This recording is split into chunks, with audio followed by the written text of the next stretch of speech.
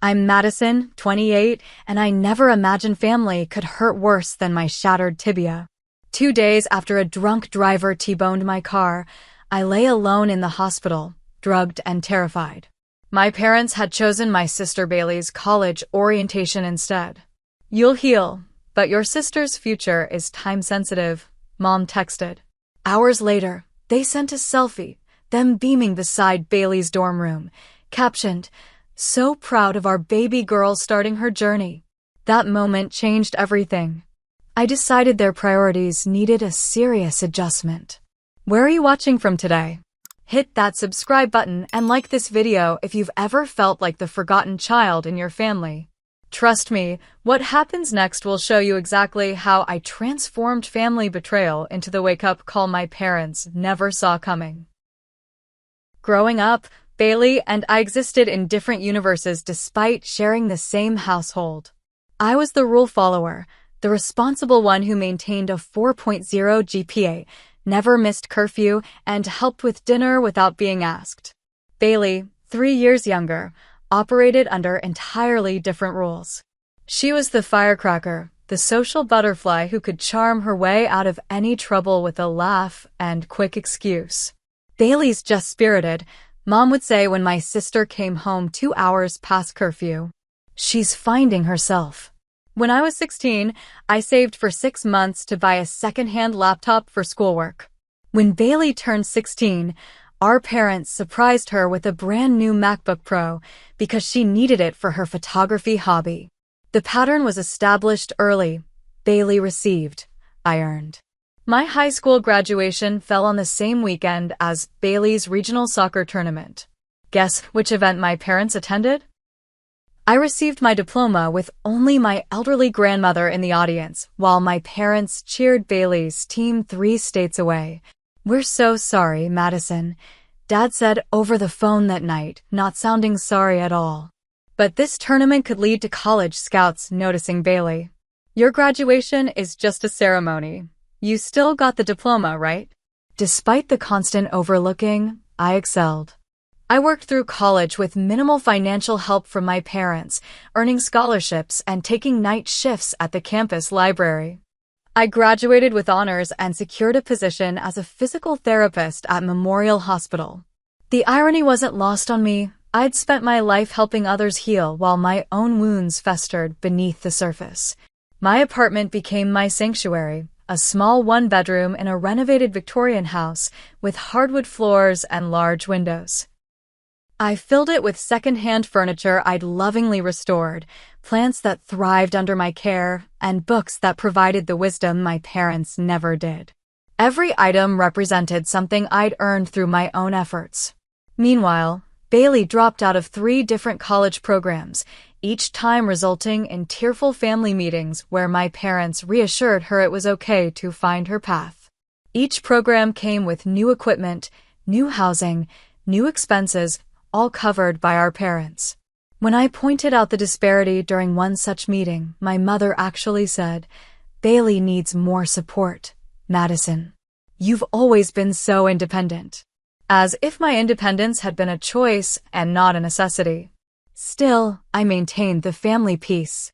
I showed up for holidays, remembered birthdays, and listened to my parents' endless stories about Bailey's latest adventures. I drove 3 hours to help Bailey move between apartments when she decided her roommate's energy was too intense. I held my tongue when my parents forgot my birthday but threw Bailey an elaborate surprise party 2 months later. "Family comes first," my mother always said, though it became increasingly clear that in their eyes, Bailey was more family than I was. I didn't resent my sister, not really. Bailey was just playing the game according to the rules our parents had established. She'd been cast as the star, and I was the supporting character. What hurt was how readily my parents had assigned these roles and how stubbornly they maintained them, even as we entered adulthood. When I received a promotion to senior therapist last year, I called my parents with the news. Dad answered, listened for approximately 30 seconds, then interrupted.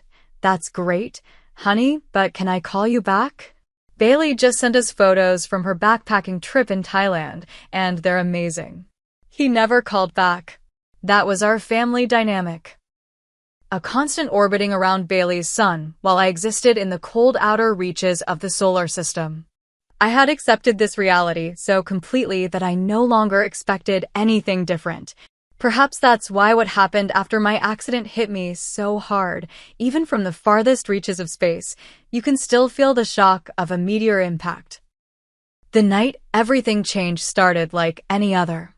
I had just finished a late shift at the hospital, having covered for a colleague who needed to attend her son's school play. It was nearly midnight, and a light rain had started to fall, creating halos around the streetlights as I walked to my car. I remember thinking about stopping for groceries, then deciding it could wait until morning. That small decision, to drive straight home instead of to the 24-hour supermarket, might have saved my life. I was 10 minutes from my apartment, waiting at a red light on Maple and 4th, when I saw headlights approaching in my rearview mirror. They were moving too fast, swerving slightly.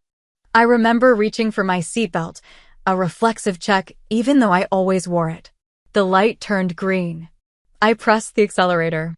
I never saw the pickup truck that ran the red light from the cross street.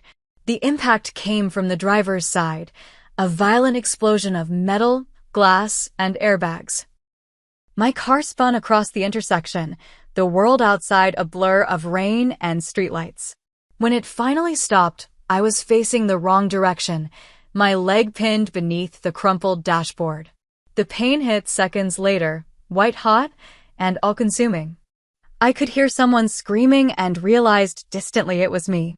Then came the voices, concerned bystanders, someone calling 911, someone else telling me not to move. The rain fell through my shattered window, mixing with the blood on my jeans. The paramedics arrived quickly. I remember fragments of their conversation as they worked to stabilize me before extraction, compound fracture, significant blood loss, possible internal injuries. They administered something for the pain, and the world became mercifully fuzzy. At the hospital, things moved with urgent efficiency. Scans confirmed what the paramedics suspected. My tibia had broken through the skin, requiring immediate surgery. I had also suffered 3 broken ribs, a concussion, and numerous lacerations. Before they wheeled me into the operating room, I managed to tell the nurse to call my parents. "They'll be here," I remember saying with absolute certainty. "They'll come." The surgery lasted 4 hours as orthopedic surgeons worked to piece my shattered leg back together with titanium rods and screws. When I finally emerged from anesthesia in the recovery room, my first blurry thought was to look for my parents. The room contained only medical staff and machines. Did my parents call? I asked the recovery nurse, my voice raspy from the intubation tube. "Let me check, honey," she said kindly. She returned minutes later with a gentle expression that immediately told me the answer. "They called.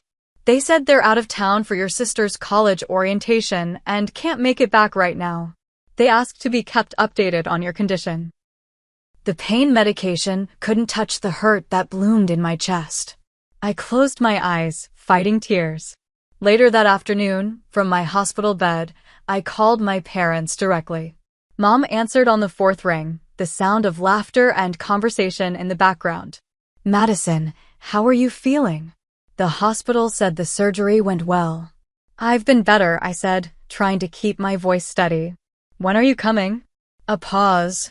I could hear her cover the phone, speaking to someone else, my father, presumably. When she returned, her voice had that artificially bright quality she used when delivering bad news. "Honey, we're at Bailey's orientation. It's a 3-day program, and we've already paid for the hotel. You know how important this is. It's her 4th attempt at college, and we need to make sure she gets settled properly this time." "Mom, I was in a car accident. I had major surgery. I'm alone in the hospital." "I know, sweetie, and we're so sorry. But the doctors said you're stable, right? Bailey needs us right now. This is time sensitive. You'll heal, but your sister's future depends on getting a good start here." I couldn't believe what I was hearing. "So you're not coming?" "We'll come as soon as orientation is over, I promise." maybe in 3 or 4 days. Your dad is trying to see if we can move some things around, but Bailey's really nervous about this new school, and we don't want to abandon her right now. Abandon her. The irony was like acid in my throat. I understand, I said, though I didn't. I have to go. The nurse needs to check my vitals. It was a lie, but I couldn't bear to hear any more justifications. After hanging up, I stared at the ceiling, trying to process what had just happened. The pain in my leg throbbed in time with my heartbeat, but it was nothing compared to the hollow feeling in my chest. The hospital staff noticed my distress.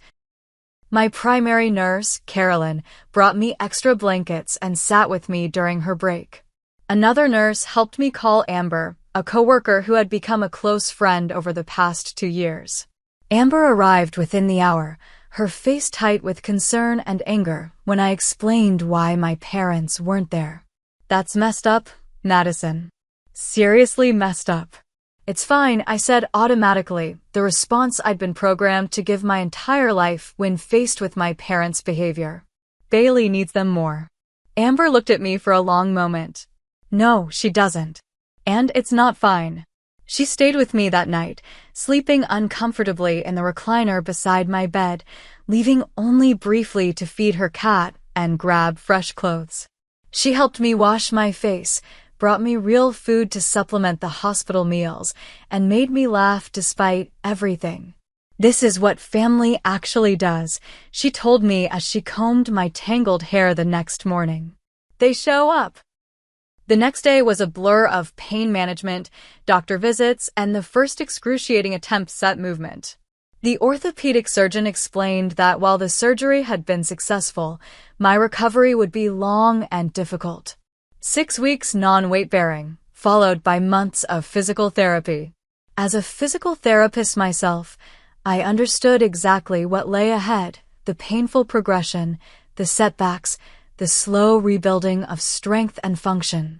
What I didn't anticipate was facing it essentially alone. My parents called that evening a brief check-in where they spoke more about Bailey's dorm room and orientation activities than my condition. I answered their questions mechanically, too tired to feel much of anything. She's meeting such interesting people, Mom gushed. Her roommate is from Seattle and plays the cello. That's nice, I said, watching the 4-drip medication into my arm. And the campus is beautiful. Her dorm is newly renovated, with these cute study pods in the hallways. I closed my eyes. I'm glad she likes it. We're taking her shopping tomorrow for dorm supplies. She needs so many things: a mini fridge, new bedding, a desk lamp. I didn't bother mentioning that I needed things too: help bathing, assistance with pain management, emotional support. What would be the point? After the call, I tried to sleep, but couldn't. The night stretched endlessly, punctuated by vitals checks and pain medication administration. I lay awake, staring at the shadows on the ceiling, listening to the beeping of machines and occasional voices in the hallway. The message arrived at 10:23 the next morning. My phone chimed with a text notification from my mother. I opened it, expecting perhaps an update on when they might visit. Instead, I found a photo, my parents and Bailey, all three beaming at the camera, standing in what was clearly a college dorm room. Bailey was making a peace sign, my father had his arm around her shoulders, and my mother was holding up a college-bound banner. The caption read, "So proud of our baby girl starting her journey." I stared at the image, unable to process what I was seeing. There was no mention of me, no acknowledgement that their other daughter was lying in a hospital bed with a shattered leg.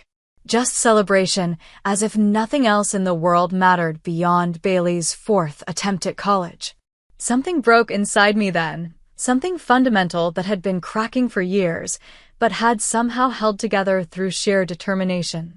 The nurse found me sobbing uncontrollably, the phone still clutched in my hand, my body shaking so violently that my leg brace rattled against the bed rail. They had to sedate me.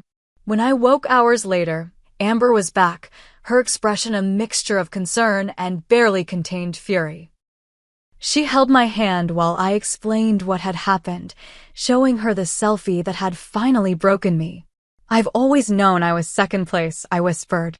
But I didn't think I meant nothing. You don't, Amber said firmly. You mean everything to a lot of people.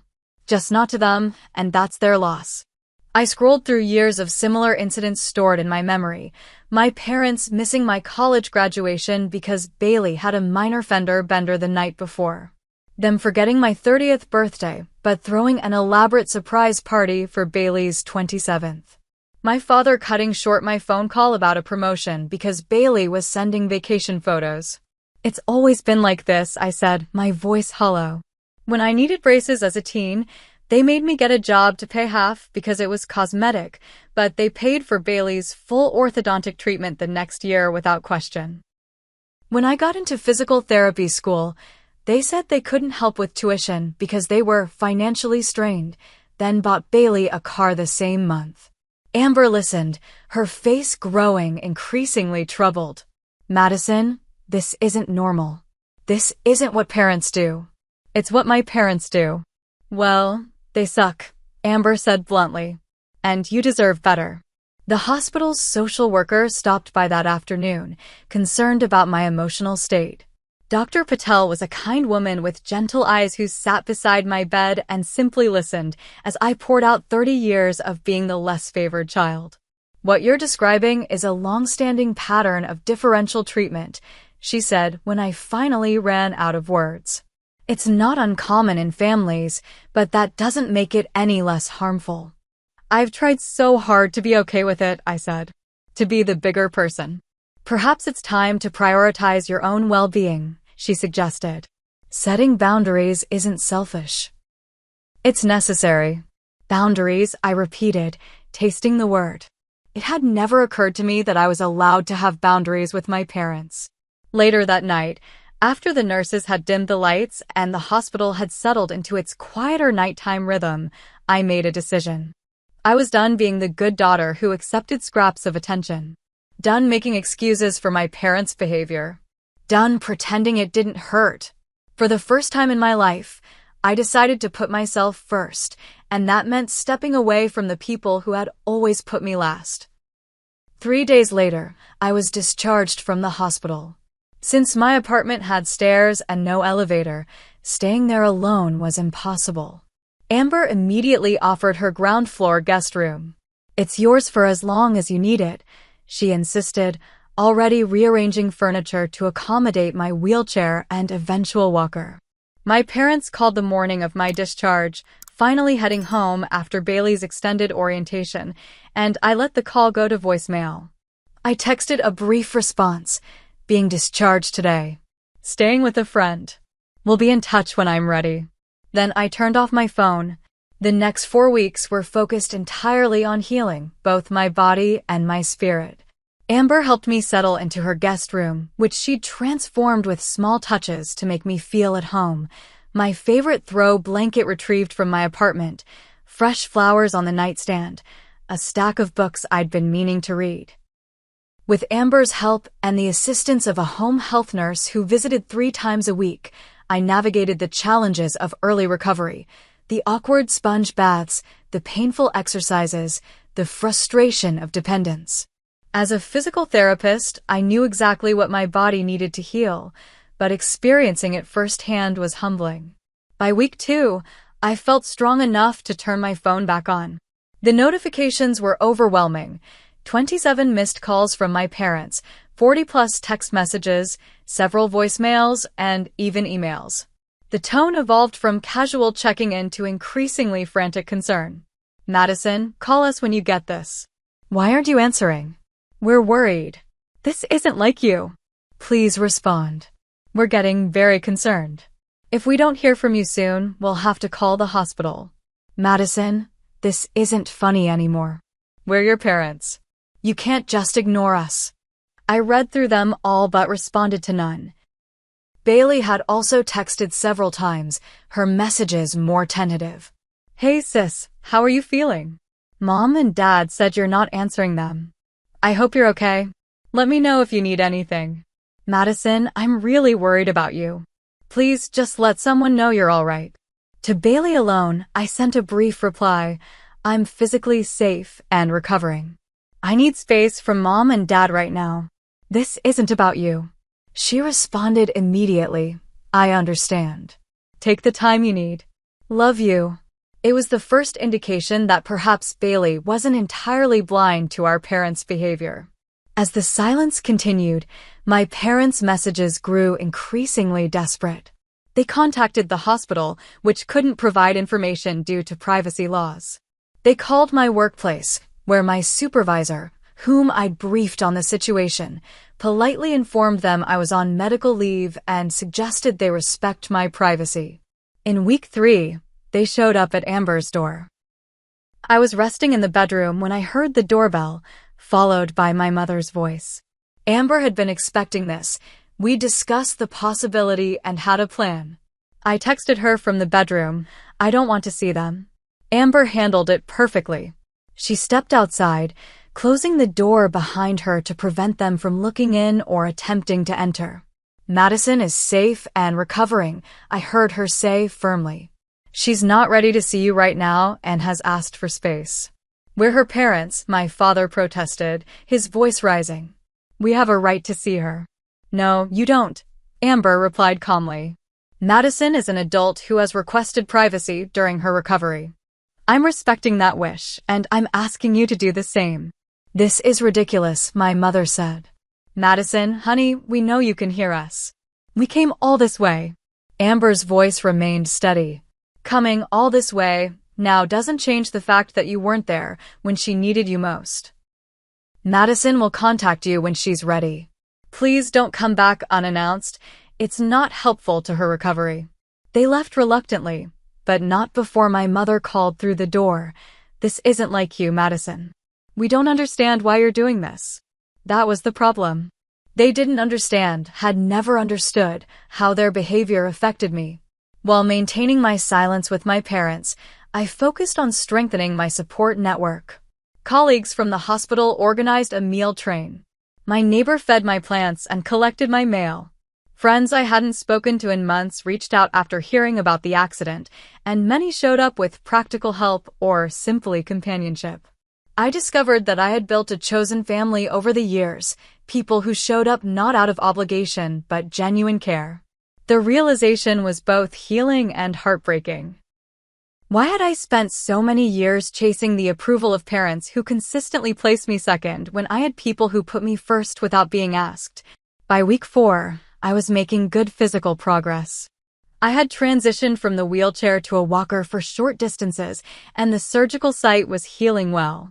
My emotional healing was progressing too, aided by twice-weekly sessions with a therapist who specialized in family trauma. What do you want from your relationship with your parents moving forward? Dr. Chin asked during one session. I don't know if I want one at all, I admitted. But if we do have a relationship, it has to be different. They need to understand what they've done and take responsibility for it. No more excuses, no more Bailey first and always. And if they can't do that? I considered the question. Then maybe it's better to have no relationship than a harmful one. It was a revelation. The understanding that no relationship was preferable to a damaging one, even with parents. The silence had given me clarity I'd never had before. For the first time, I was seeing my family dynamic from the outside rather than from within the fog of emotional manipulation I'd lived in for decades. After 5 weeks of silence, I felt ready to face my parents. Not because I'd forgiven them, but because I was strong enough now to set boundaries without crumbling. I texted my mother, I'm ready to talk. Coffee shop on Main Street, Thursday at 2 p.m. Just the 3 of us. Her response was immediate, we'll be there. We love you so much. I didn't reply. Love wasn't supposed to hurt like this.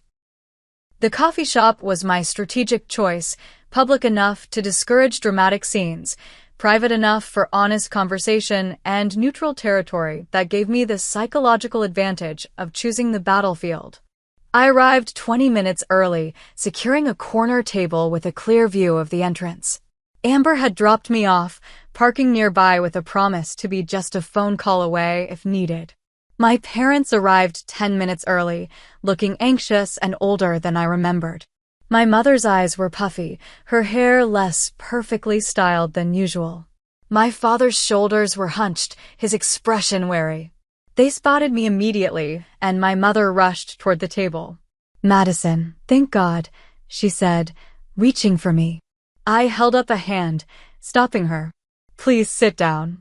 I'm not ready for hugs."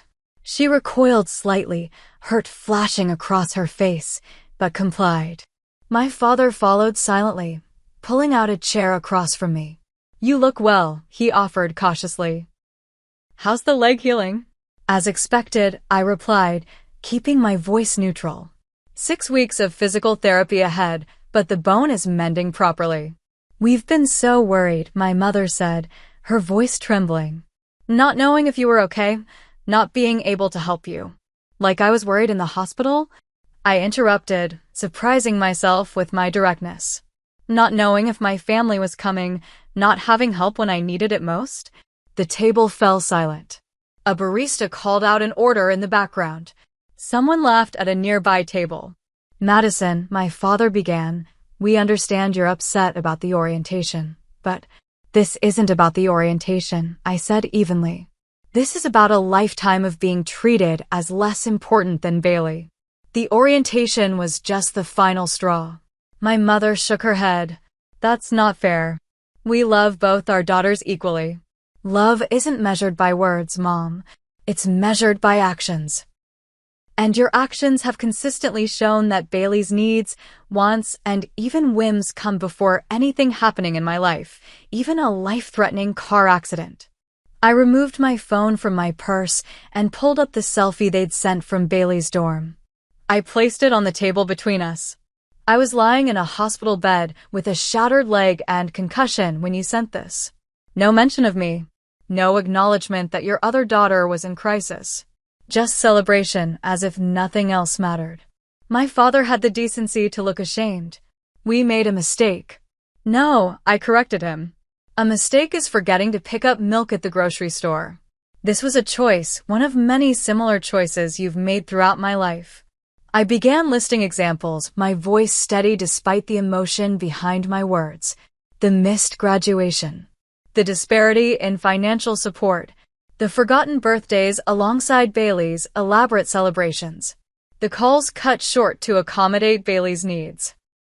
The pattern was undeniable when laid out chronologically. My mother's eyes filled with tears. "We never meant to make you feel less loved." "Intent doesn't erase impact," I replied, a phrase my therapist had offered that resonated deeply. "Whether you meant to or not, the message I received my entire life was that I mattered less." "That's not true," my father protested, but his voice lacked conviction. "Isn't it? When have you ever prioritized me over Bailey? When have my achievements, my needs, my emergencies ever taken precedence?" He opened his mouth, then closed it again, unable to provide an example. "I don't blame Bailey," I continued. "She didn't create this dynamic. You did. And you reinforced it every time you dropped everything for her while expecting me to understand, to be mature, to handle things on my own. You were always so capable," my mother said defensively. "Bailey needed more guidance." No, Bailey was allowed to need guidance. I was expected not to need anything. The conversation was interrupted by the coffee shop door opening.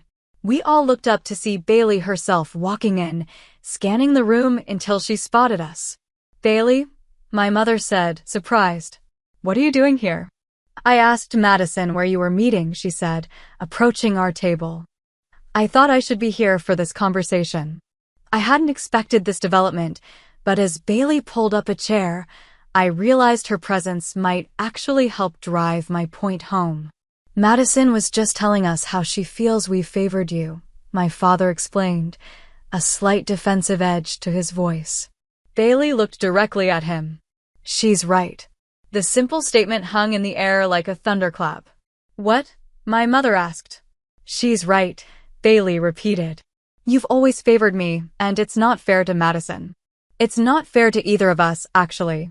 My parents stared at her, clearly stunned by this betrayal from their favored child.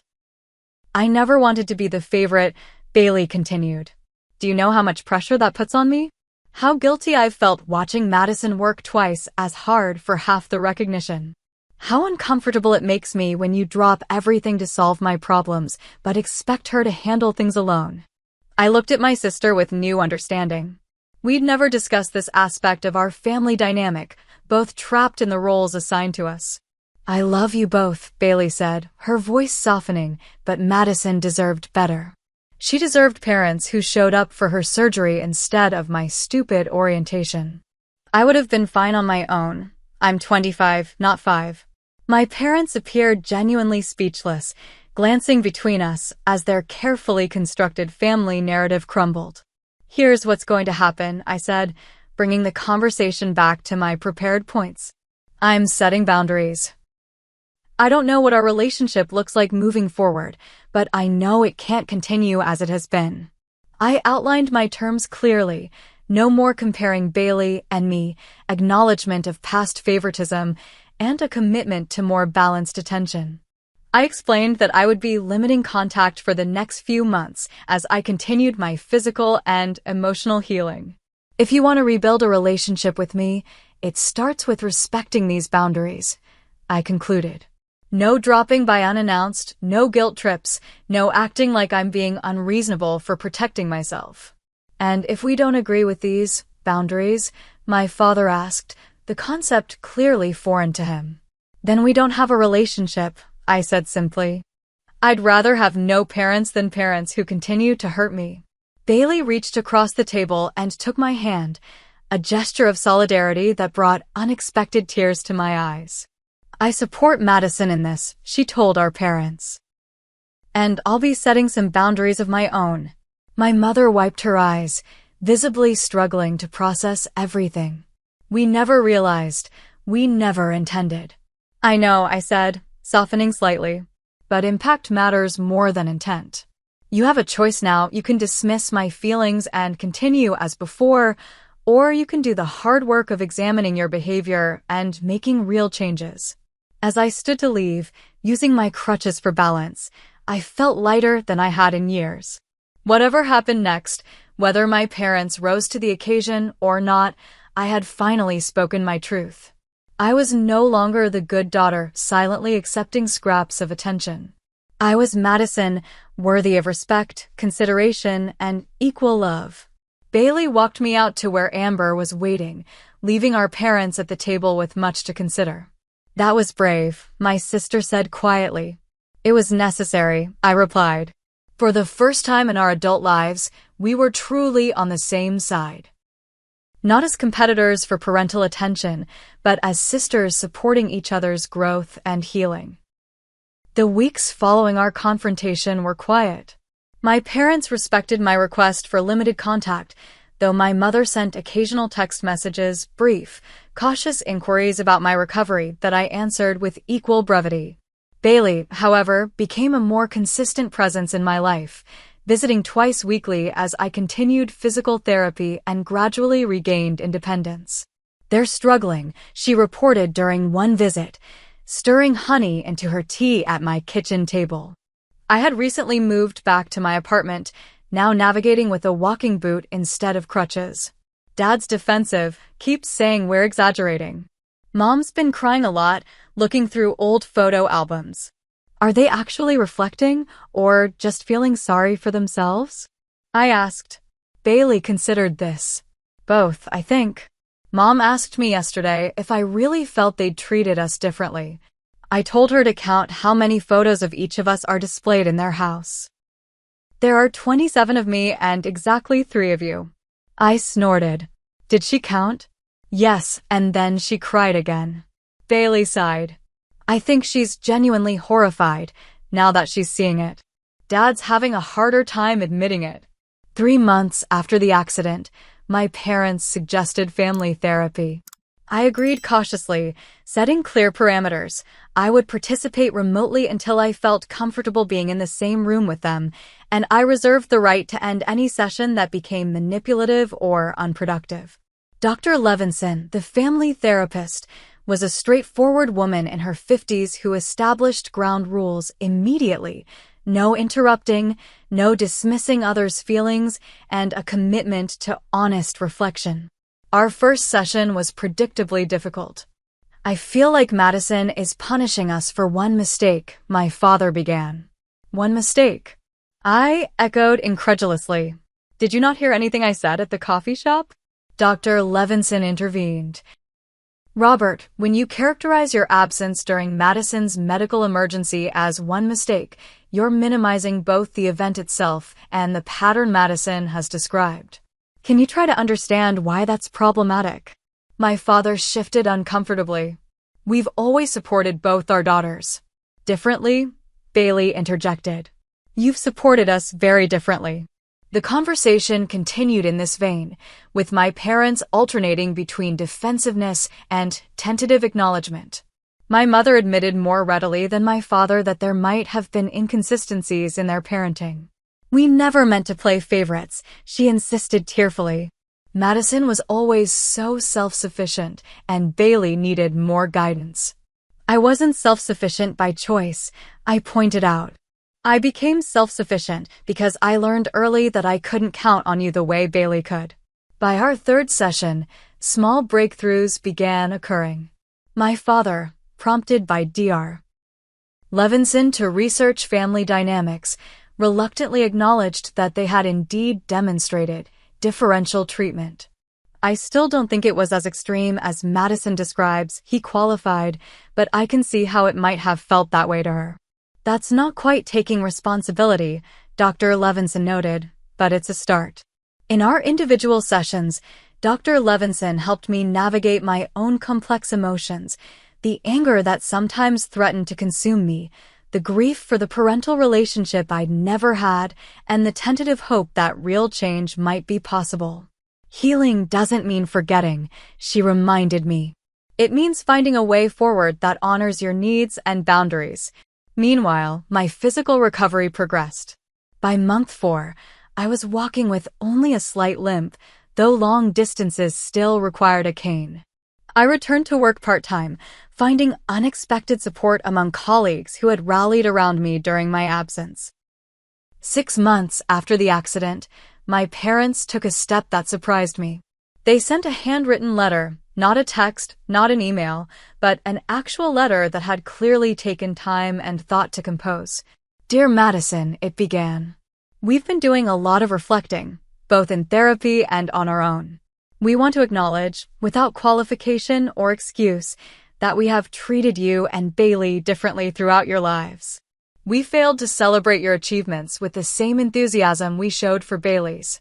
We did not provide equal support, equal attention, or equal recognition of your needs. Most unforgivably, we weren't there when you needed us after your accident. We understand now that we created a family dynamic where Bailey was the center and you were relegated to the periphery. We failed to see how our actions communicated that you were somehow less important, less worthy of our time and attention. There is no justification for this, and we are profoundly sorry for the hurt we've caused. We don't expect forgiveness, and we understand that rebuilding trust, if you choose to allow it, will take time and consistent effort on our part. We are committed to that effort, to examining our behaviors and biases, and to creating a more balanced family relationship where both our daughters feel equally valued. With love and deep regret, Mom and Dad." I read the letter several times, searching for the qualifiers and excuses I'd come to expect. Finding none, I shared it with Bailey and Dr. Levinson, both of whom agreed it represented a significant step forward. "They're really trying," Bailey said. "They've been reading books about family dynamics and favoritism. Dad even joined an online support group for parents estranged from adult children." I remained cautiously optimistic. Words were important, but actions would tell the true story. Over the following months, my parents began demonstrating concrete changes. They respected my boundaries without complaint. They acknowledged important events in my life, sending thoughtful gifts for my birthday and calling to celebrate when I was cleared to return to work full-time. Most significantly, they began treating Bailey and me with more noticeable parity. They actually turned down Bailey's invitation to help her move apartments because they'd already committed to having dinner with me that weekend. I told Amber, still somewhat surprised by this development. They suggested she reschedule for the following weekend. Holy shit, Amber replied eloquently. Flying pigs must be migrating south for the winter. I laughed, but the shift was meaningful. For the first time, my parents had prioritized a commitment to me over Bailey's immediate needs. It was a small thing, perhaps, but symbolically significant. 9 months after the accident, I agreed to attend a family dinner at my parents' house, the first time I'd been there since before the crash. Walking in, I immediately noticed changes. New photos had been added to the walls, creating a more balanced visual history of our family. My academic achievements, previously stored in albums, now held prominent places alongside Bailey's sports trophies. We've been reviewing old videos and photos, my mother explained, noting my observation. It was eye-opening to see the disparity in documentation.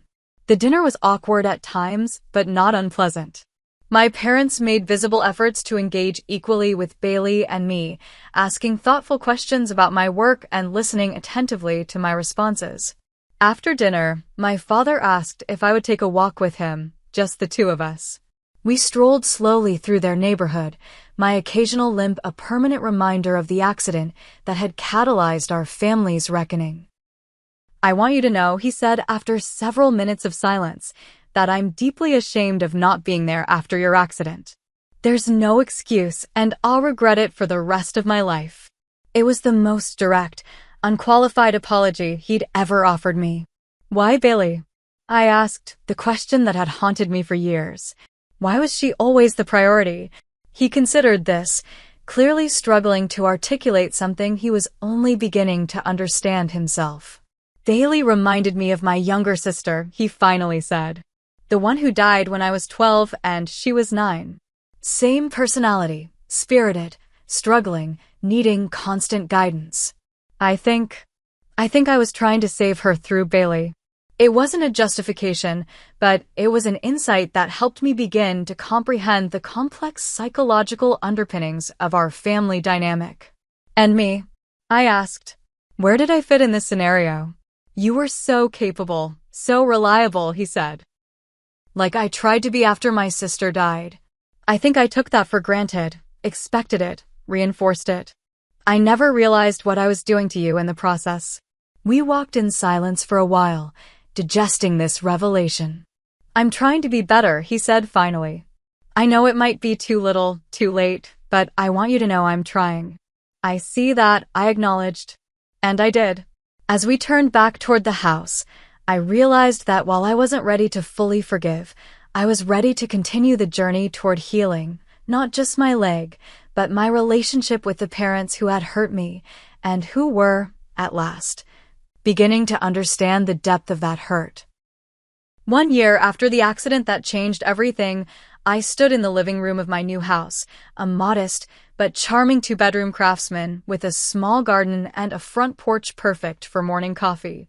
I'd purchased it entirely on my own, using savings I'd accumulated over years of careful financial planning and the promotion I'd received 6 months prior to department head at the hospital's physical therapy unit. My leg had healed as well as could be expected. I walked with a barely perceptible limp, noticeable only when I was tired or the weather turned cold and damp. The titanium rod would remain in my tibia permanently, setting off airport metal detectors and serving as a tangible reminder of both trauma and recovery. The emotional healing had been more complex, but equally significant. Through continued therapy, both individual and family, new patterns had gradually replaced old ones. My parents, to their credit, had maintained their commitment to change. The transformation wasn't perfect. Old habits occasionally resurfaced, requiring gentle but firm correction, but the difference was undeniable. My mother called regularly now, asking about my work and actually listening to my responses. My father had taken an interest in my home buying process, offering practical advice without attempting to control my decisions. They remembered my birthday, celebrated my achievements, and acknowledged my needs with a consistency that still sometimes surprised me. Most importantly, they no longer placed Bailey's desires automatically at the center of every family interaction. Bailey herself had flourished under this new dynamic, completing her degree program, finally, and establishing clearer boundaries of her own. Our relationship as sisters had deepened, no longer distorted by competition for parental attention. "It's weird," Bailey confessed during my housewarming party, the two of us momentarily alone in the kitchen. For so long, I defined myself by being their focus. I didn't realize how limiting that was until it changed. "We were both limited by the roles they assigned us," I replied, arranging cheese on a platter. "You as the needy one, me as the invisible one." "Not invisible anymore," she said, bumping my shoulder affectionately. Indeed, my journey toward visibility had extended beyond family. The experience had transformed how I approached all relationships, professional and personal. I spoke up more at work, advocated for my patients with greater conviction, and stopped minimizing my own achievements. This newfound confidence had led to unexpected developments in my personal life as well. Dr. Nathan Reynolds, the orthopedic surgeon who had pieced my leg back together, had asked me to coffee 6 months after my final follow-up appointment. What began as professional admiration had evolved into friendship and, eventually, romance. Nathan understood trauma and recovery from both a medical and personal perspective, having lost his father to cancer as a teenager. He respected my boundaries, supported my ongoing family healing work, and never made me feel as though my emotional needs were burdensome. "Your parents are watching you again," he murmured in my ear as we rejoined the housewarming party. I followed his gaze to see my mother and father standing near the fireplace, observing me with expressions I'd rarely seen directed my way throughout my childhood, unmistakable pride. Later, after the guests had departed and Nathan had stayed behind to help clean up, my parents lingered as well, clearly wanting to speak with me privately. Nathan tactfully excused himself to take out the recycling, leaving the three of us alone in my new living room. "We have something for you," my mother said, retrieving a large, flat package from beside the couch. A housewarming gift. I unwrapped it carefully to find a framed collage of photographs, images of me throughout my life, from infancy to recent months. Me taking my first steps, graduating from high school and college, working with patients, standing with my team at the hospital, moments large and small that I hadn't realized had been captured at all. "We found these while going through old albums and boxes," my father explained. "We realized we had documented your life more than we remembered, but we'd kept the evidence tucked away instead of celebrating it." I traced my fingers over the images, emotion tightening my throat. "There's a letter in the back," my mother added softly. Behind the frame, I found an envelope containing a handwritten note. "Madison, as you build this new home and this new chapter of your life, we want you to know that our greatest regret is not fully seeing you sooner. The remarkable woman you've become, compassionate, resilient, principled, is a testament to your character, not our parenting. We are sorry for every time we made you feel less important, less valued, less loved. We cannot change the past, but we promise to be better parents in the present and future. You deserve nothing less. With love, admiration, and profound respect. Mom and Dad." I couldn't speak for several moments, overwhelmed by emotions I couldn't quite name. Not quite forgiveness, not quite reconciliation, but something approaching peace. "Thank you," I said finally. "This means a lot."